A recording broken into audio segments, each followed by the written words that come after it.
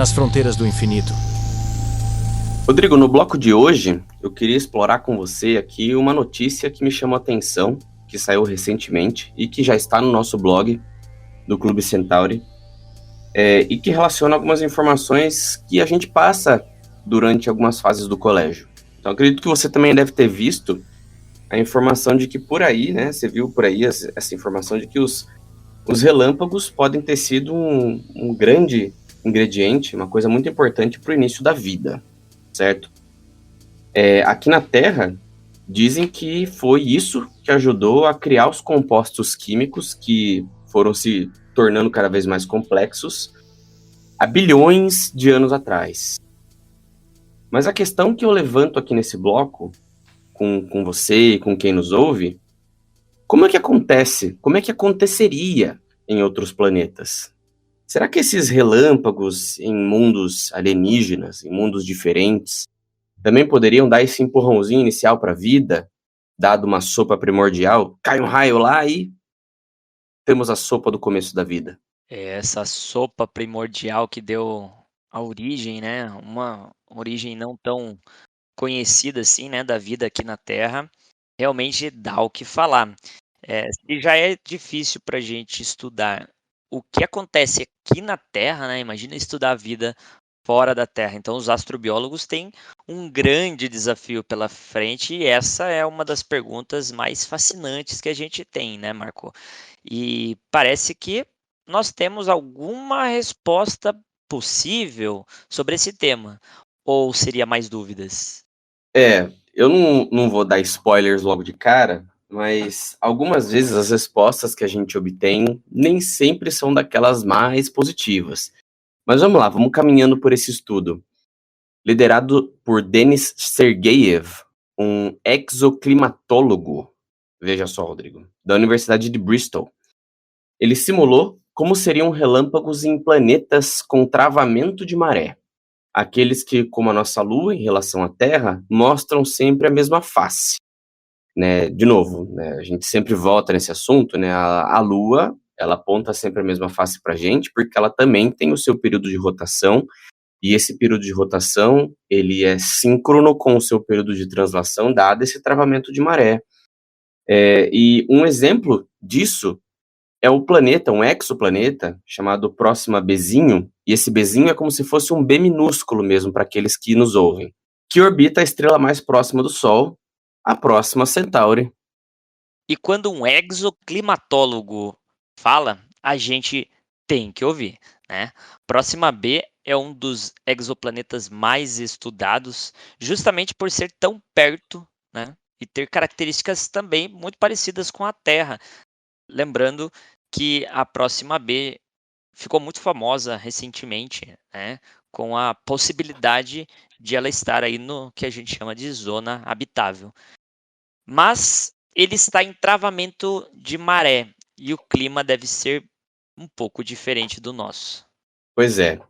Enquanto aqui na Terra, a gente tem tempestades elétricas com relâmpagos quase todo o tempo, Rodrigo. Cerca de 100 relâmpagos por segundo aqui no planeta. Claro que distribuídos por toda a superfície. E alguns deles são horizontais, né? Exato, de nuvem a nuvem, né? É um negócio que ele não necessariamente... Alguns até saem, partem do chão em direção às nuvens, né? Tem várias dinâmicas diferentes para esses relâmpagos. Verticais inversos. Isso, é uma loucura.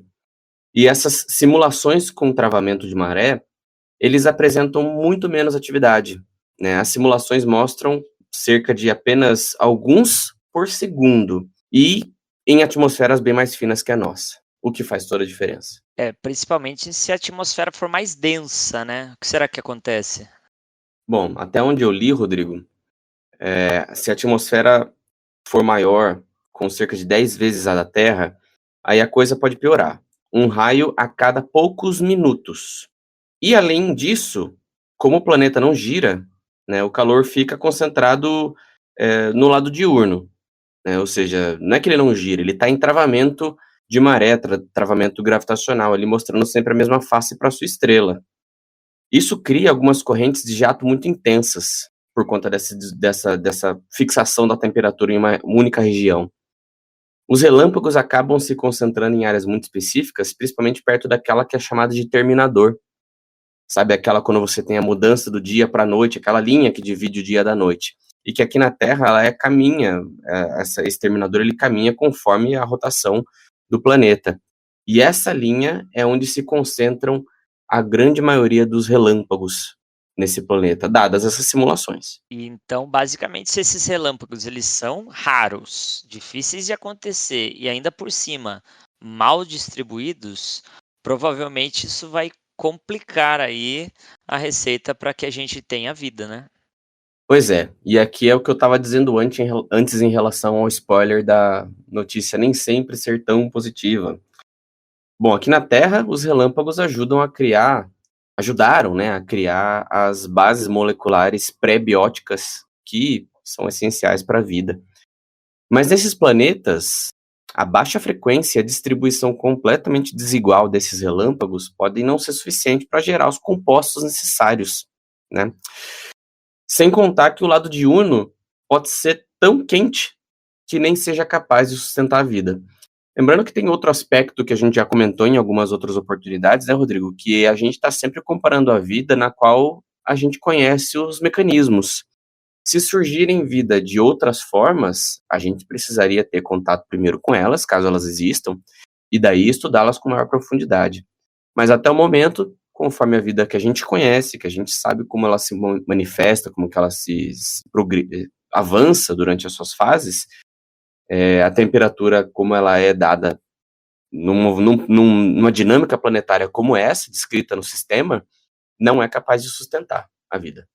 É o que a gente fala o que a gente acha que conhece da vida, né? Porque Pois. parece que cada vez que nós nos aprofundamos, a vida tem ali uma caixinha de surpresas e revela novas naturezas, novas formas, novas adaptações, e que isso pode acontecer, inclusive, em outros planetas, né?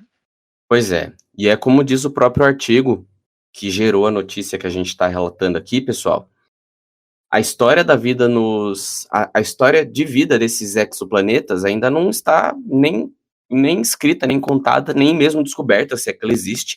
Até se nós pensássemos em relação aos exoplanetas, faz muito pouco tempo que a gente começou a ter contato com esse tipo de novo corpo celeste, né, novo entre aspas.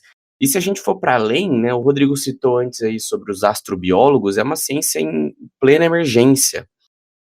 Tem muito poucos anos, comparadas às demais ciências, comparada com a própria biologia ou astronomia, que são ciências antiquíssimas, a astrobiologia está surgindo, está crescendo, está pujante também.